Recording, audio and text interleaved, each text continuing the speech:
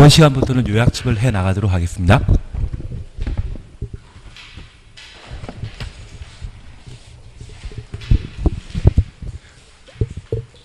다들 어느 정도는 내용은 알고 계시기 때문에 마음 편하게 해 나가시면 될 것 같은데요.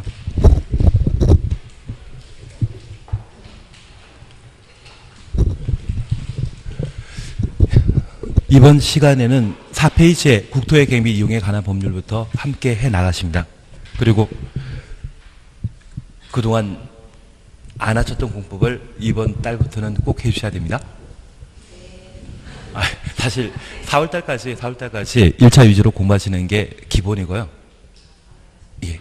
그리고 1차가 4월달까지 안 되었다고 하면 6월달까지라도 1차를 해주시면 되지 않나 싶습니다. 그 이후에 공법과 관련된 사항들은 한번 용어만 잘 이해되시게 되면 수월하게 공부하실 수 있을 겁니다. 그리고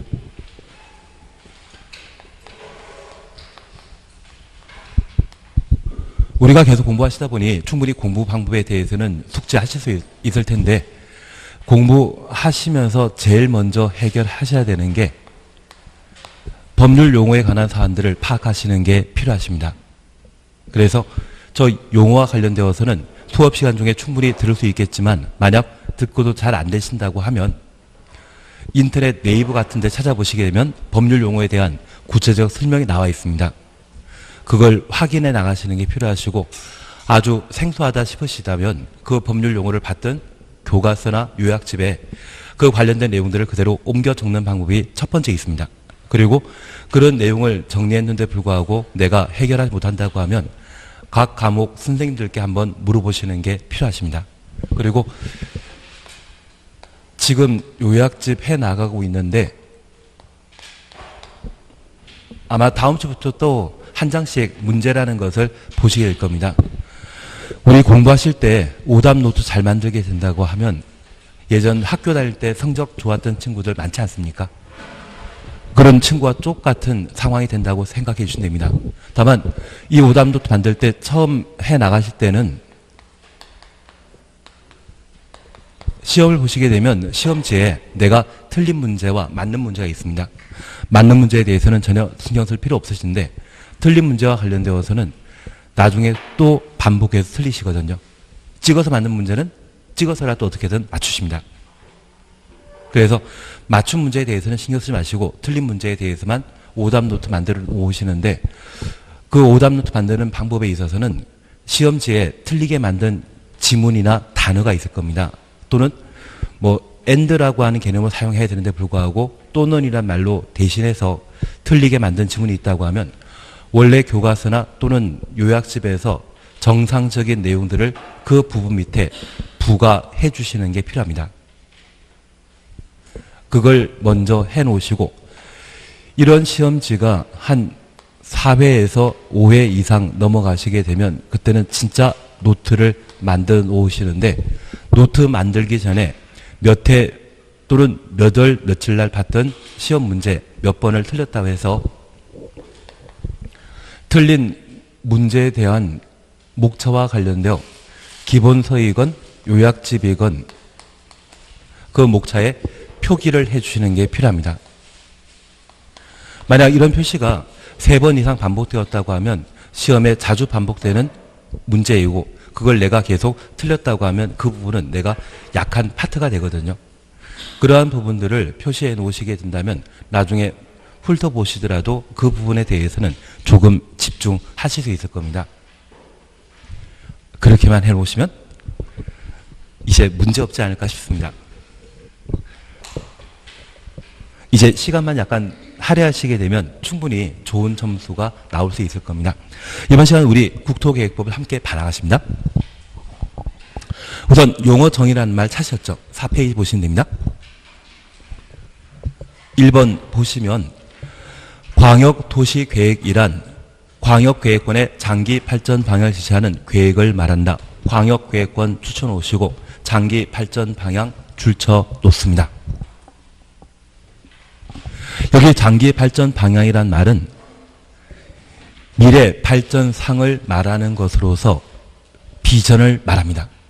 그래서 광역계획권을 어떻게 성장 발전시켜 나갈 것인지 그 비전을 제시하는 행정계획을 광역도시계획이라 표현하게 됩니다. 1번입니다.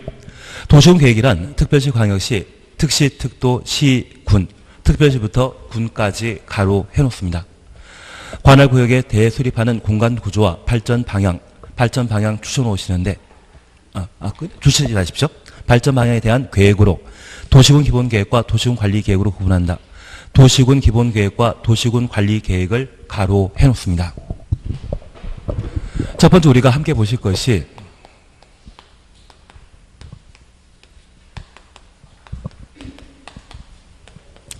이번 시간에 우리가 공부하시는 게 국토계획법으로서 40문제 중에 12문제가 출제되게 됩니다.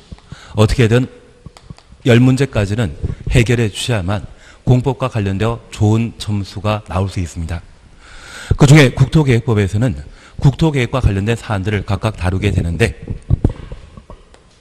우리가 지금 공부하는 과목은 부동산 공법으로서 부동산과 관련된 공법에 관한 규정을 다루게 됩니다. 우리 대한민국에는 한 2,500개 정도의 법이 있습니다. 아마 오늘도 법이 하나 만들어지고 있을 겁니다.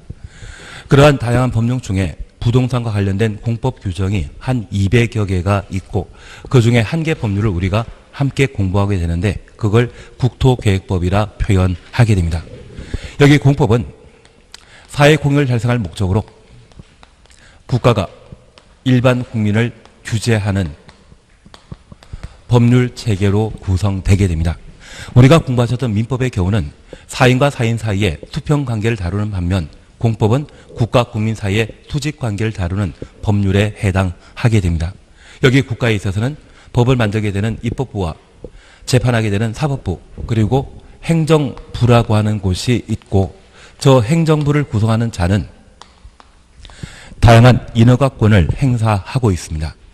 그래서 그 인허가권을 행사하는 자를 행정청이라 표현하게 되는데, 저 행정청이 수립하는 행정계획이 있다면 그것을 행정계획이라 하고요. 가끔 불법 주정차되어 있는 차량에 과태료 부과 처분하게 되면 행정청이 하는 행위라 해서 얘를 행정행위, 행정처분이라 표현하게 됩니다. 그래서 행정청이 수립하는 계획을 뭐라 한다? 행정계획. 그리고 행정청이 하는 행위가 있다면 행정행위라 표현하게 됩니다. 그리고 이러한 행정청은 중앙행정기관장과 지방자치단체로 각각 구분하고 있는데, 중앙행정기관장은 국토교통부 장관 등을 중앙행정기관장이라 표현하게 됩니다. 지난주에 3기 신도시에 대한 추가 발표하지 않았습니까? 그래서 고양시 같은 경우는 3능 지구에 대한 신도시 개발 사업을 발표한 바 있고, 부천시에서는 대장동에 대한 개발 사업을 발표한 적이 있는데, 그러한 개발 사업을 발표하는 자가 국토교통부 장관이셨죠. 그런 장관을 뭐라 한다? 중앙행정기관장이라 표현하게 됩니다. 그리고 지방은 광역지방자치단체와 기초지방자치단체로 각각 구분하고 있는데, 우리 세종시에는 세종시와 대전 운행하게 되는 버스가 열심히 다니고 있습니다. 만약 세종시만 돌아다니는 버스가 있다면 시내버스라 표현하지만, 둘 이상의 시군에 걸쳐 운행하는 버스가 있다면 광역버스라고 표현하게 됩니다. 세종시에서는 BTR이란 말로 달리 표현하는 경우가 있지만 기본적으로 광역버스라고 이해해 주셔야 됩니다. 그래서 이 광역이라는 것은 넓다고 하는 의미가 아니라 둘 이상의 시군에 걸쳐 설치되어 있거나 운행하고 있는 것이 있다면 그것을 광역이라 표현하게 되는데, 이 광역지방자치단체는 서울특별시와 대전광역시, 그리고 세종시에 해당되는 특별자치시, 제주도에 해당되는 특별자치도와 충청남도 같은 도지역을 광역지방자치단체라 표현하고, 충청남도의 경우는 16개 시군으로 행정관할구역이 구성되어 있으며, 서울특별시의 경우는 25개 구로 현재 구성되어 있습니다.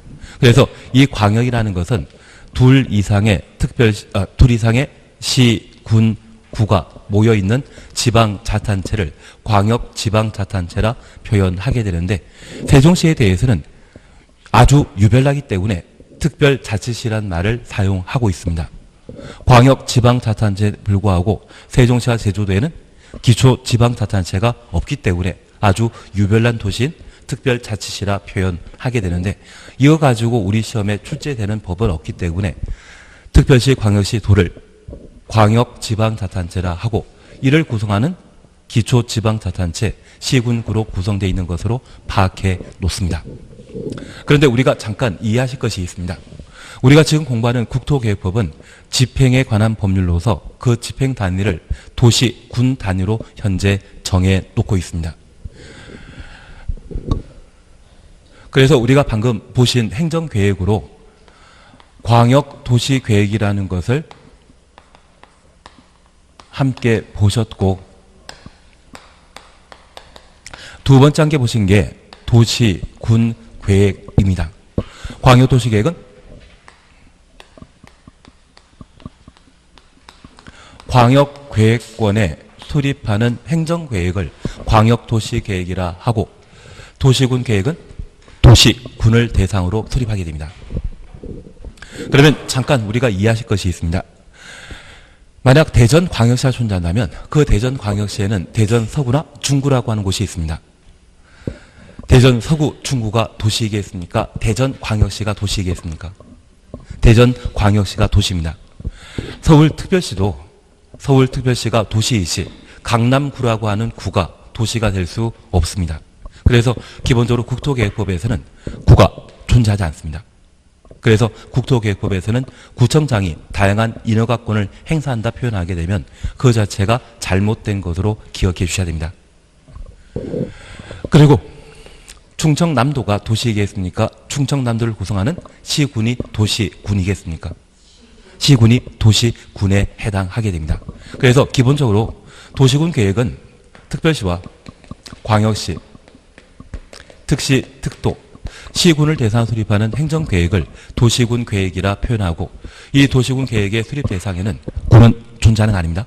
그래서 특광, 시군 구에 걸쳐 도시군 계획 수립한다. 구가 도시군 계획의 수립 대상 지역으로 설명하면 그 자체가 잘못된 것으로 파악하시는데, 여기 특별시와 광역시, 시를 도시라 표현하고 홍성군이라는 곳이 있다면 그것을 군이라 표현하는데, 그 도시와 군을 대상으로 수립하는 행정계획을 도시군 계획이라 표현하게 됩니다.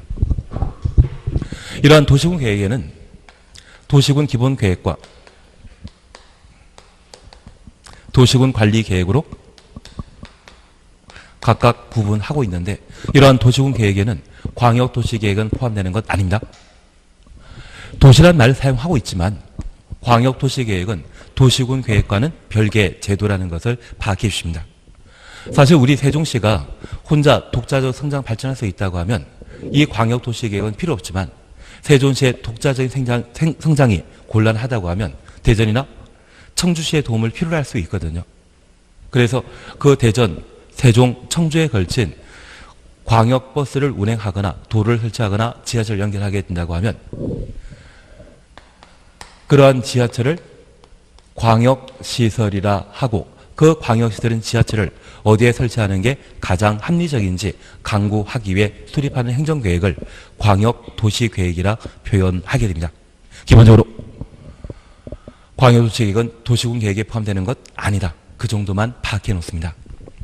그래서 우리는 광역도시계획의 수립 대상은 광역계획권이 광역도시계획 수립 대상이고, 도시군 계획의 수립 대상은 특별시, 광역시, 시, 군이 도시군 계획의 수립 대상 지역이라는 걸 파악해 놓습니다. 그리고 3, 4 보십니다. 도시군 기본계획이란 특별시, 광역시, 특시, 특도, 시군. 그래서 특별시부터 군까지 가로해 놓습니다. 특광시군을 뭐란다? 도시군이라 표현하게 됩니다. 그 도시군 관할 구역에 대한 기본적인 공간 구조와 장기 발전 방향을 제시하는 종합계획으로서 장기 발전 방향 추천했습니다. 비전 제시하는 계획이죠. 그리고 종합계획입니다. 도시군관리계획의 수립에 지침이 되는 계획을 말한다. 도시군관리계획의 수립 지침 가로 해놓습니다. 그리고 도시군관리계획은 특별시, 광역시, 시군의 개발정비 보전 가로 해놓습니다. 수립하는 토지 이용 계획에 관한 다음 계획을 말한다. 계획 추천했습니다. 그리고 1번부터 6번까지 묶어놓으시고 이 1번부터 6번까지는 별표 하나 해놓으시는데 무조건 암기하고 계셔야 됩니다. 1번 용도지역, 용도지구 지정 변경에 관한 계획, 2번 용도구역의 지정 변경에 관한 계획, 3번 기반세례 설치 정비 개량, 4번 도시개발 사업이나 정비 사업, 5번 지구 단위 계획구역의 지정 변경과 지구 단위 계획을 도시군 관리 계획으로 결정할 수 있습니다. 6번 입지 규제 최소 구역은 올해 12월 말에 폐지되는 제도입니다. 그래서 작년에 두 문제가 출제되었기 때문에 6번 입지 규제 최소 구역 지정 변경에 관한 사항은 크게 신경 쓸 필요는 없습니다. 잠깐 우리가 파악해 주실 것이 있습니다. 첫 번째 이해해 주실 것은 도시군 기본계획에 관한 내용을 우리가 함께 보셨는데 이 도시군 기본계획은 특광시군의 장기 발전 방향을 제시하는 행정계획입니다. 그리고 도시군 기본계획은 종합계획입니다. 그리고 도시군 기본계획은 도시군 관리계획의 수립에 지침이 되는 계획입니다. 그래서 이 도시군 기본계획은 세 가지 특징을 가지는 것이 이 기본계획을 공부할 포인트가 되게 됩니다. 첫 번째 우리가 이해하실 것이 있습니다. 우리 세종시의 경우는 2020년도에 인구 목표를 30만으로 세종시가 만들어졌던 해인 2008년도에 계획한 적이 있습니다. 그런데 2017년쯤에 인구 30만을 돌파한 상태이기 때문에 우리 세종시에서는 이 30만은 이미 목표 달성해서 향후 세종시 인구를 80만까지 늘려보겠다고 강구하고 있습니다. 다만 올해가 2019년이기 때문에 내년에 80만 만드는 것은 가능하다 불가능하다? 아마 불가능할 것 같습니다. 다만 2008년도에는 애초 계획이 인구 30만 목표였는데 초가 달성한 상태이거든요. 그리고 우리 세종시가 아직 지하철이 만들어지지 않았는데 사실 그 지하철을 운행하게 되었을 때 이용하는 인구가 30만 이상은 돼야만 지하철이 적자가 발생하지 않습니다. 서울 주변에 의정부라고 하는 곳에 경전철을 만들어놨는데 만들어놨지만 이용하는 사람들이 적다 보니 적자여서 노선이 폐쇄된 적이 있습니다. 지금 운행 안 하고 있거든요. 그래서 어느 정도 인구가 뒷받침돼야만 뭔가 할 수 있는 그런 여지가 있는 것이 특징입니다. 그러면 우리가 잠깐 이해해 주실 것은 현재 우리 세종시 인구가 만약 35만 명이라고 하면 앞으로 추가되게 되는 40만 명을 기존 시가지에 사람들을 수용할 수 있겠습니까? 불가능하겠습니까? 35만이 살 수 있는 시가를 조성해놨는데 그 시가지를 모두 사람들이 차지하고 사용 중이라면 늘어나는 45만 명을 그 35만 명이 살고 있는 시가지에 수용하기는 좀 곤란하지 않겠습니까? 그래서 우리 세종시는 건설 지역이라 불리는 행정청 만들어져 있는 곳을 기준으로 서부권과 남부권, 동부권, 중부권, 북부권으로 5대 생활권역을 현재 구성하고 있습니다. 그래서 이 건설 지역에 수용하고 있는 인구가 한 30만 정도이고요. 과거 조체원이나 연계군이라 불리는 곳에 수용하고 있는 인구가 5만에서 7만 정도입니다. 그런데 늘어나는 45만 명을 기존 시가지에서 확보하기는 수용하기는 좀 곤란하지 않겠습니까? 그래서 우리 오송역 가다 보면 이 중부권에 과거 산으로 나무 많이 심어져 있고 동식물 잘 살고 있던 그런 곳을 완전 밀어버리고 택지 개발해 놓고 있는 것을 눈으로 볼 수 있을 겁니다. 그래서 늘어난 인구를 우선 중부권에 수용하게 되고 또다시 인구가 늘어나게 된다고 하면 우리 세종시에는 광역지방자치단체인데 불구하고 KTX 역사가 없습니다. 아마 남부권에 해당되는 금남면 일대 특정 지역에 KTX역을 만들게 된다고 하면 이게 향후 인구가 40만 가까이 되었을 때 대전 지하철과 연결하게 되는 지하철 역사가 또 만들어지게 될 겁니다.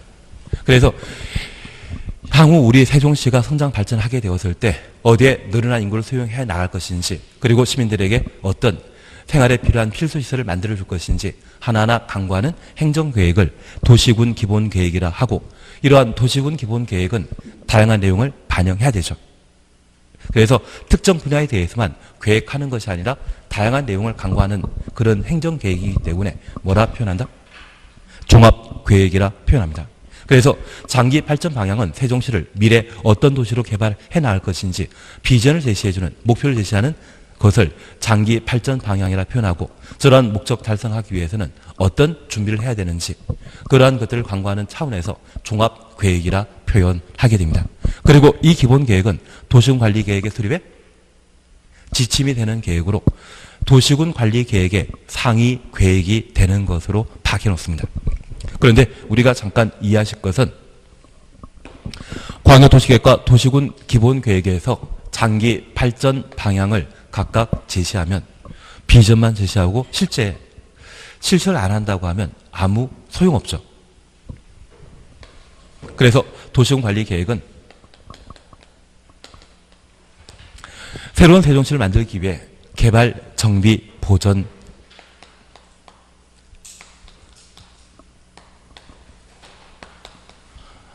해야 되는데 그 개발, 정비, 보전을 법에서는 집행이라 표현합니다. 저 집행하기 전에 개발, 정비, 보전과 관련된 집행계획을 수립하고 그 집행계획에 따라 개발함으로써 난개발 현상을 예방할 수 있습니다. 사실 우리 주변에 신도시 만들거나 새로운 산업단 조성하게 되면 그걸 개발사업이라 표현합니다.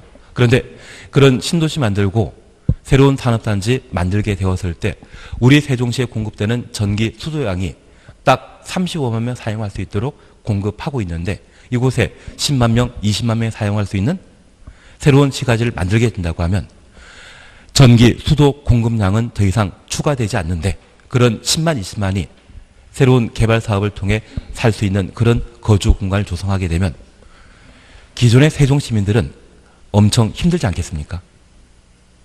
35만 명이 사용할 전기를 50만 명 함께 사용하게 되면 자주 단전 단수에 관한 조치가 이루어지게 될 것이고 생활 환경이 열악해지게 될 겁니다. 그런 개발 사업이 있다면 그런 개발을 특별히 난개발이라 표현하게 됩니다.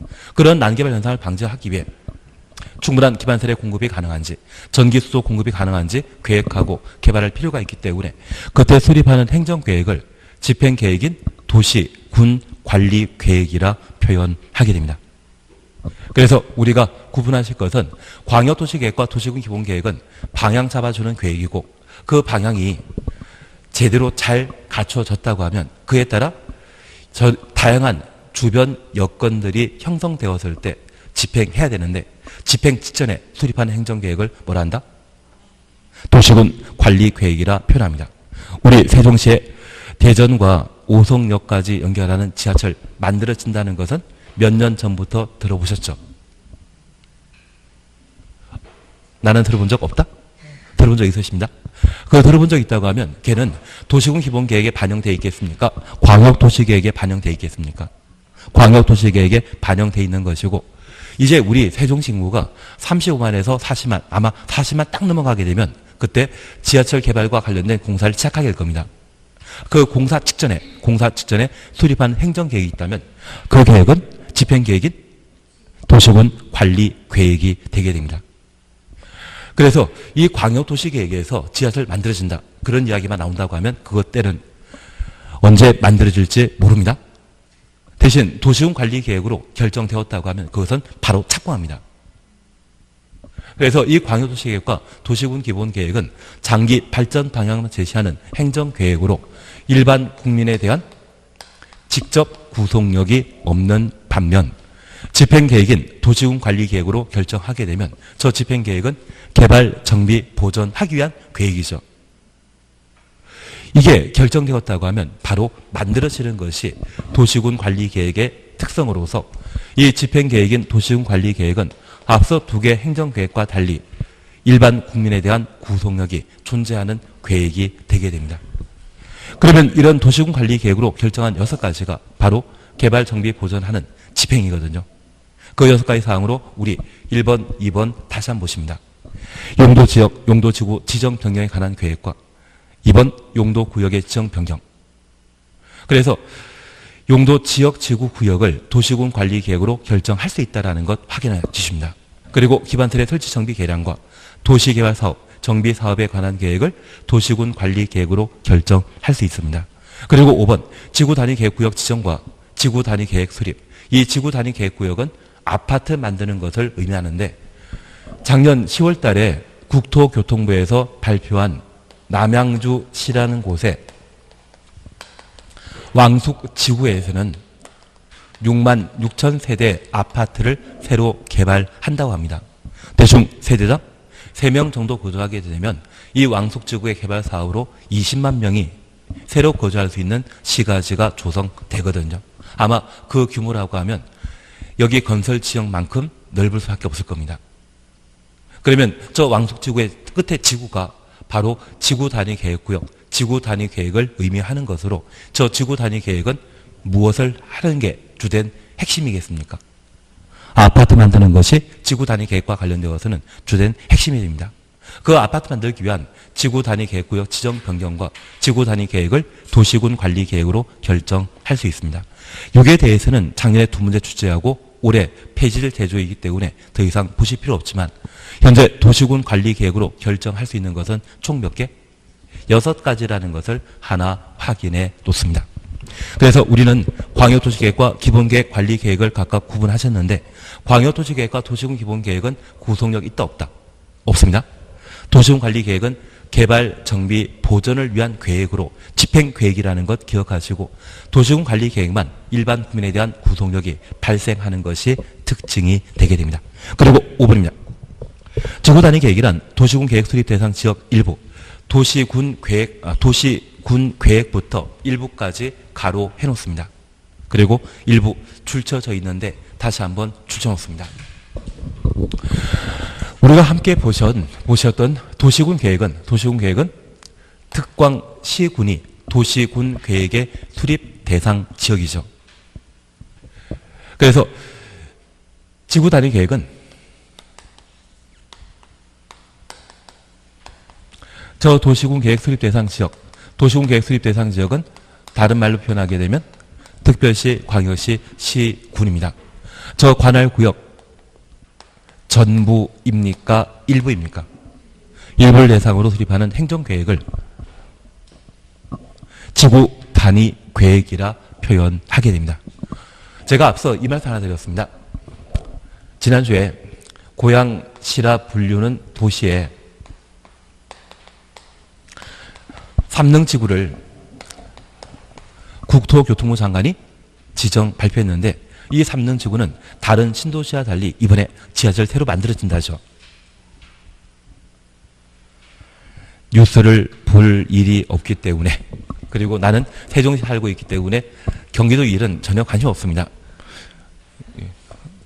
특별자치시에 살고 있기 때문에 도의 일은 신경 쓸 필요 없죠. 대신 이번에 2018년도와 2019년 사이에 3기 신도시 지정 발표 중에 지하철을 새로 만들겠다고 발표하는 곳이 유일하게 여기입니다. 그리고 이 지하철역이 새로 6개 정도가 만들어지게 되면 그 역세권이라 불리는 토지의 가치는 아마 제 생각에는 개발 사업 전에 토지 가격의 100배 정도 올라가게 될 겁니다. 그래서 나중에 국토교통부 장관과 친한 분이 계시다고 하면 앞으로 지하철역이 만들어질 곳이 어딘지 한 번만 이야기해 달라고 하시면 그걸로 인생이 바뀌실 것 같은데요. 엉뚱한 이야기만 드렸나 봅니다. 그러면 우리가 잠깐 이해하실 것은 이 고양시라고 하는 땅은 워낙 없습니다. 그리고 이 고양시에는 과거 일산지구라고 하는 곳, 그리고 풍무지구라고 하는 것, 풍동지구라고 하는 것, 다양한 지구 단위 계획구역이 있고 사실 주택공사의 직원 일부가 고양시에 하여튼 개발 예정지로 발표되다가 설계 도면을 외부에 유출해서 개발 사업의 발표가 백지화된 곳이 있거든요. 원흥지구입니다. 원흥지구라고 하는 곳이 있거든요. 그 원흥지구에 같은 경우는 개발 사업이 무산된 적이 있습니다. 그래서 이 고양시에 다양한 삼능지구, 원흥지구, 일산지구, 풍동지구, 삼성지구 이러한 곳이 참 많다고 하면 이 모든 지구 단위 계획구역은 고양시의 행정관할구에 속해 있는 일부 지역을 말합니다. 그러면 저 지구 단위 계획은 지구 단위 계획구를 대상으로 수립하는 행정계획으로 저 지구 단위 계획구역은 특광시군의 전부이다 일부이다. 제가 세종시의 지구 단위 계획 구역을 몰라가지고 세종시는 지금 한참 건설 지역만 개발 사업하다 보니 다른 쪽은 전혀 관심 없는 상황이거든요. 다만 이 지구 단위 계획은 도시군 계획 수립 대상 지역 전부이다 일부이다. 일부를 대상으로 수립하는 계획을 지구 단위 계획이라 표현합니다. 만약 시험에 저 지구 단위 계획 설명에 도시군 계획 수립 대상 지역 전부란 말 나오게 되면 그 점은 바로 틀린 것으로 잡아내셔야 됩니다. 그것만 이해해 주십니다. 이 정도면 다들 특광시군이 도시군이라는 것 이해되신 것 같고, 저 도시군을 대상으로 수립하는 행정계획을 말한다? 도시군 계획. 도시군 계획 수립 대상 지역은 특별시, 광역시, 시군. 저 특광시군을 우리 공법에서는 도시군이라 표현하게 됩니다. 6번, 7번 잘 모릅니다. 그리고 8번, 9번, 10번 함께 보십니다. 우선 8번입니다. 용도지역이란 한 줄 밑에 서로 중복되지 아니하게 가로 해놓습니다. 도시군 관리 계획으로 결정하는 지역을 말한다. 나는 오늘 공법 시간이 생판 처음이다. 처음이십니까?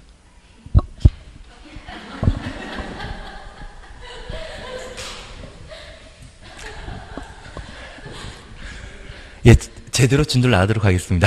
대신 제가 하나 부탁드리는 게 있는데, 그냥 하라는 것만 해놓으시면 한 60점 정도 나오십니다. 네, 하라는 것만 하시면 60은 나오실 겁니다. 그리고 제가 하지 말라는 이야기, 하라고 하는 부분만 하시고 딴 이야기를 하지 않았다고 하면 아예 제껴버리십시오. 그리고 제가 수업 시간 중에 가로하거나 줄칠하거나 동그라미 하라고 하는 것은 다 같은 의미입니다. 중요하니까 꼭 한번 더 봐라. 대신 지문이 워낙 길다 보니 줄치려고 하면 시간 걸릴 것 같아서 가로하라 이야기 드리고요. 단어가 하나이기 때문에 동그라미 하라고 이야기 드립니다. 그리고 약간 동그라미만 계속 치면 너무 허전할 것 같아서 밑줄치라고 이야기 드릴 뿐이지 의미는 다 같은 걸로 다시 한번 봐야 될 그런 지문이다. 그런 개념으로만 이해해 주시면 됩니다. 예, 그러면 잠깐 우리가 다시 봐주실 것이 있습니다. 여기 용도지역제는 도시군 관리계획으로 세종시라고 하는 행정관할구역 전체에 대해 그 토지를 어떤 목적으로 사용할 것인지 지정하는 것을 용도지역이라 표현하게 됩니다. 여기 용도지역제와 관련되어서는 도시지역과 비도시지역으로 각각 구분하고 있는데, 그러한 비도시지역에 있어서는 관리지역, 농림지역, 자연환경보전지역으로 각각 구분하게 됩니다. 다만 우리가 지금 공부하고 있는 국토계획법은 2002년도에 제정되었지만 그 모태가 되는 것은 1962년도 도시계획법이 국토계획법의 뿌리가 되게 됩니다. 그러면 1962년도에 대한민국 전 국토 중에 생산을 담당하고 있는 땅은 농림지역입니다. 1960년대에는 우리 대한민국의 경제는 1차 산업이 주도했지 2차, 3차 산업이 주도한 시절이 아닙니다. 그래서 여기 농림지역은 농업과 임업 생산을 도모하기 위해 지정된 땅을 농림지역이라 합니다. 반면 자연환경보전지역은 우리가 강원도 설악산 방문하시다 보면 그 설악산에 자연경관 수려한 곳이 있거든요. 그러한 곳이 자연환경보전지역으로서 얘는 절대 개발하지 못하는 보전 용도가 되게 됩니다.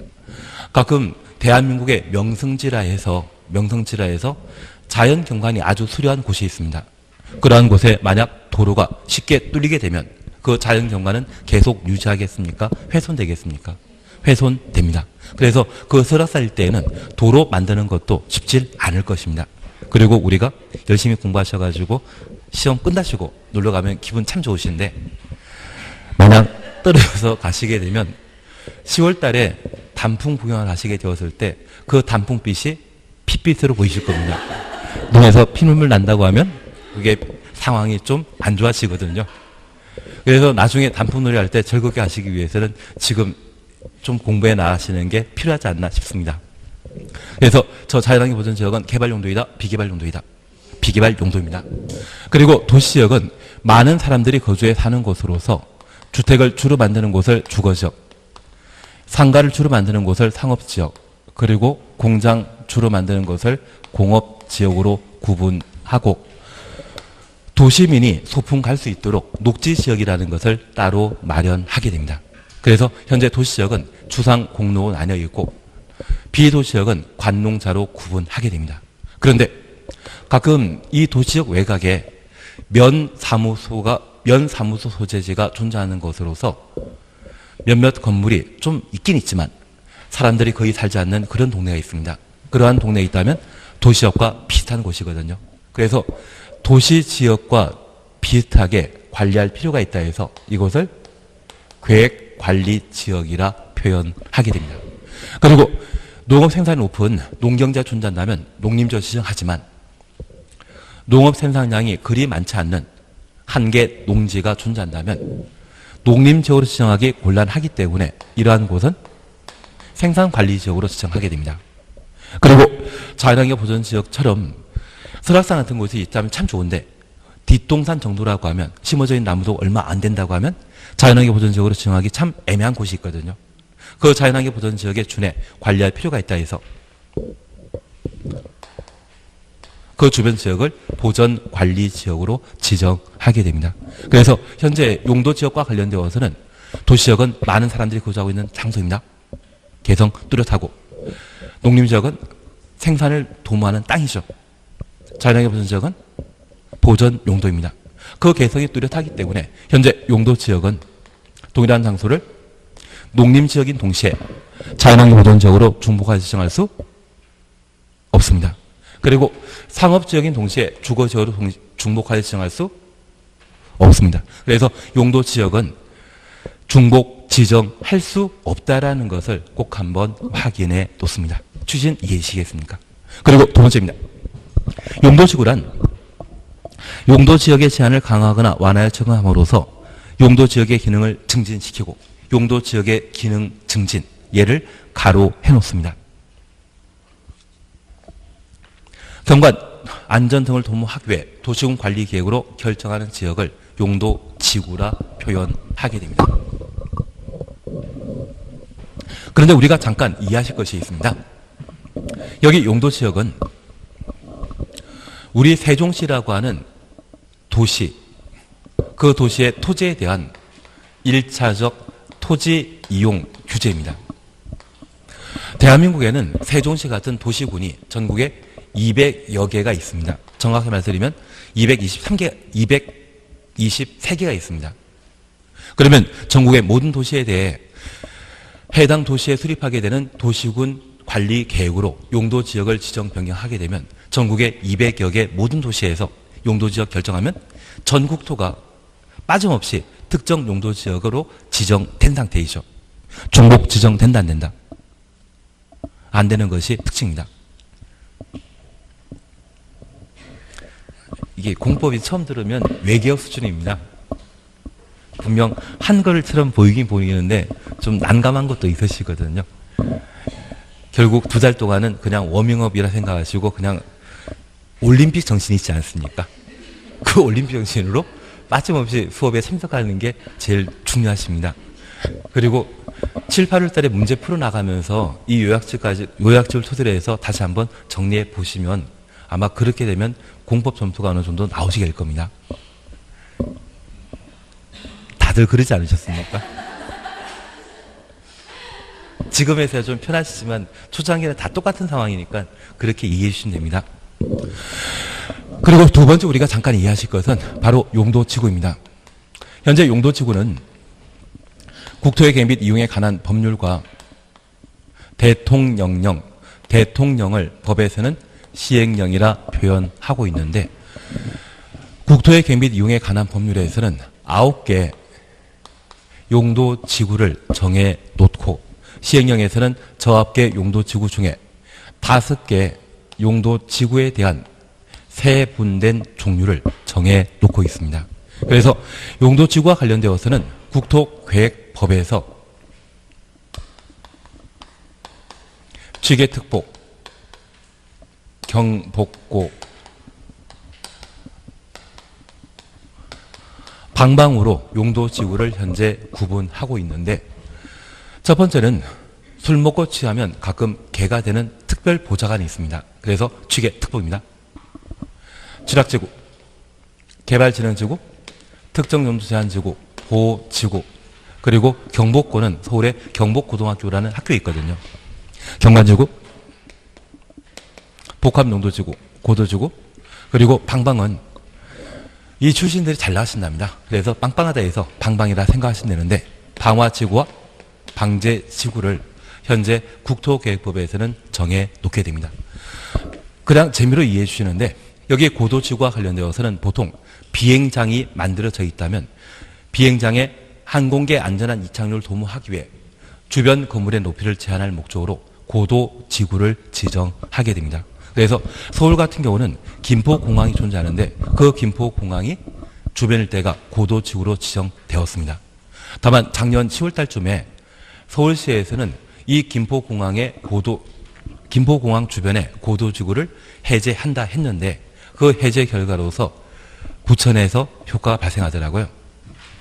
부천의 대장동이라고 하는 곳이 김포공항 주변이었거든요. 그래서 공항 주변이기 때문에 종전에는 농경지로만 이용하다가 고도지구가 해제, 축소되다 보니 이번에 대규모 개발 사업을 시행하기 위한 3기 신도시로 발표되었습니다.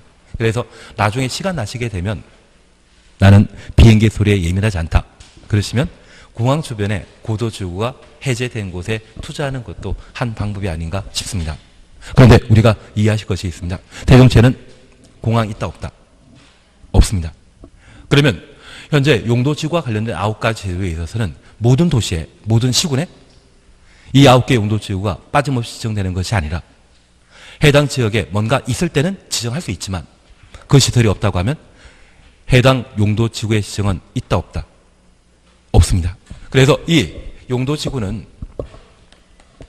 도시군에 특별한 필요성이 있을 때는 용도지구의 지정이 가능하지만 만약 해당 시설이 없을 때는 지정되는 것 아닙니다. 그리고 이러한 용도지구를 지정하게 되면 이 용도지구 지정하는 것도 하나의 땅인데 그 땅에는 이미 1차적 규제에 해당되는 용도지역이 지정된 상태이죠. 여기에 공항이 있기 때문에 추가적으로 고도지구를 지정하게 되면 얘는 필요시에 지정하는 2차 규제에 해당되게 됩니다.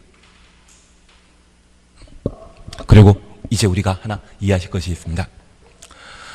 만약 1차 규제로서 상업적으로 지정되어 있는데 그 상업적 주변에 공항이 존재하기 때문에 이 고도지구라는 것을 지정하게 되면 이 고도지구로 지정된 이곳에는 건물 건축할 수 있죠.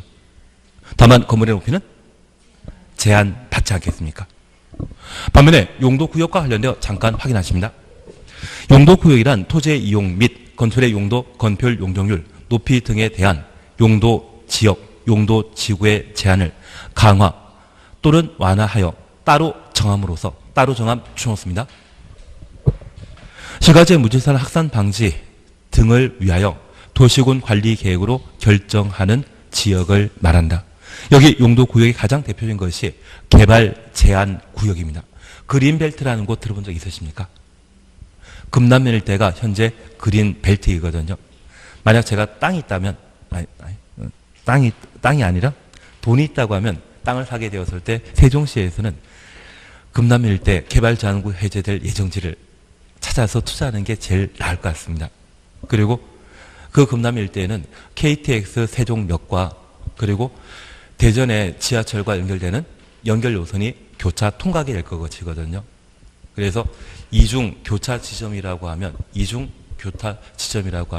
그 주변 일대가 대규모로 개발되어 좀 괜찮지 않을까 싶습니다.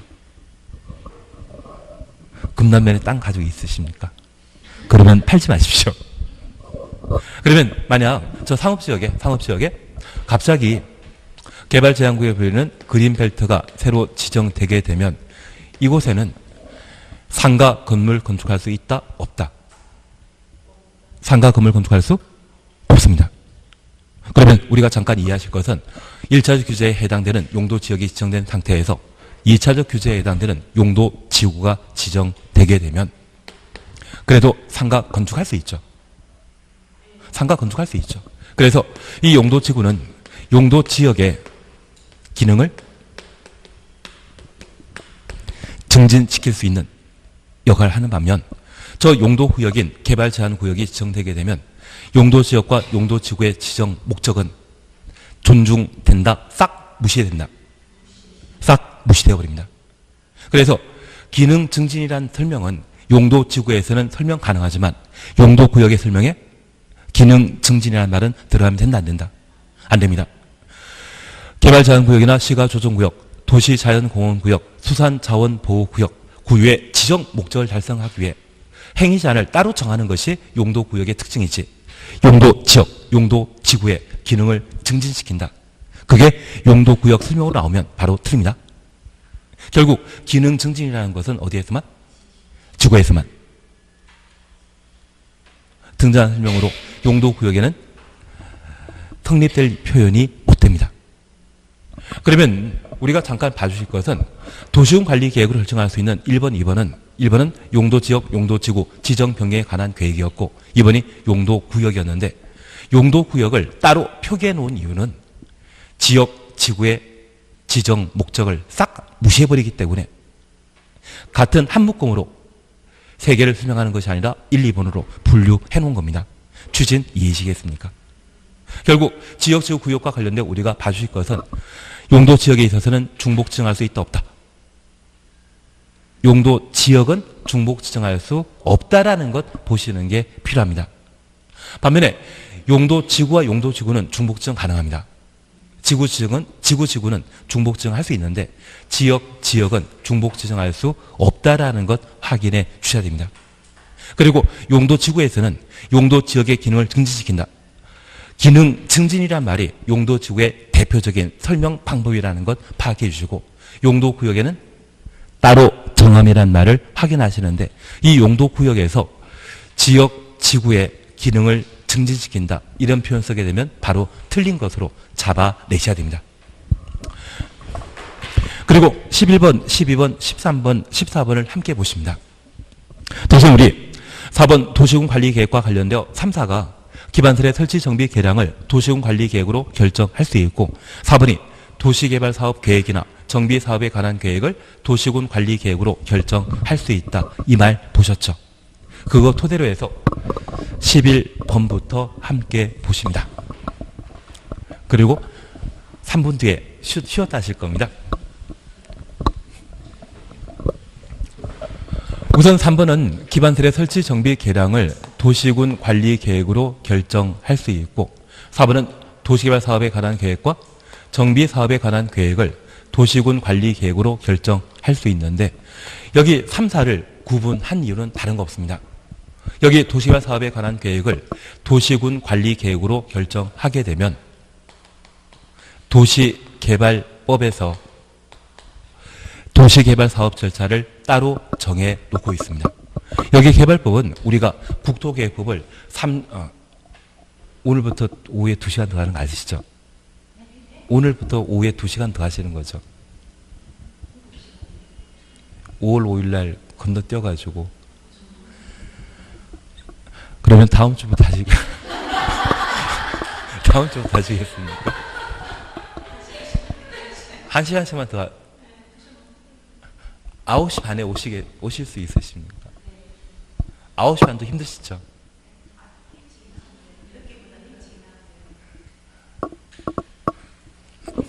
일단 쉬는 시간 가지고 나서 생각을 열심히 해보도록 하겠습니다. 예, 그래서 우리가 3주 정도에 아니면 만약 2시간 더 한다고 하면 2주 정도의 국토계획법이 다 끝나시게 될 거고요. 그거 끝나면 바로 개발법 들어가게 될 겁니다. 그리고 이 개발법이 우리 시험에는 문제가 6문제 출제되는데 아마 제가 개발법과 관련되어 한 장짜리를 하나 만들어 드리게 될 겁니다. 그리고 그 한 장짜리 토대에서 열심히 따라오시게 되면 아마 개발법의 4문제 정도가 해결되게 됩니다. 그리고 정비사업에 관한 계획은 재건축이나 재개발 사업을 법에서는 정비사업이라 표현하게 되는데 이 정비사업에 관해서는 도시 및 주거환경정비법, 도시정비법에서 다루게 됩니다. 여기 도시정비법에서도 6문제가 출제되는데 제가 지금까지 열심히 하시는 분 보면 얘를 10회 정도 하면 출제되는 6문제 중에 2문제 맞추시더라고요. 도정법을 30회독 이상 하시면 그때 4문제 맞추시더라고요. 그런데 도정법 30회독 하실 시간이면 그 시간에 민법을 하나 더 보는 게 낫고 학교를 보는 게 더 낫습니다. 그래서 제 개인적인 생각에는 한 10회 정도 해서 2문제 맞추느니 그냥 내리 찍어서 2문제 맞추나 똑같은 효과가 있기 때문에 찍는 것도 괜찮으실 겁니다. 다만 이번 과정에는 제가 도정법과 관련되어 한 4파트에 대해 설명드리게 될 겁니다. 딱 4파트만 해놓으시게 되면 작년 같은 경우는 제가 다른 데서 했지만 4문제 정도는 나왔거든요. 찍기는 잘 찍습니다. 찍기는 잘 찍는데 그게 도움 안 됩니다. 그래서 그냥 찍는 쪽으로 한번 생각하시는 것도 괜찮으신데 한번 기본적인 것만 해나가시는 게 필요하실 겁니다.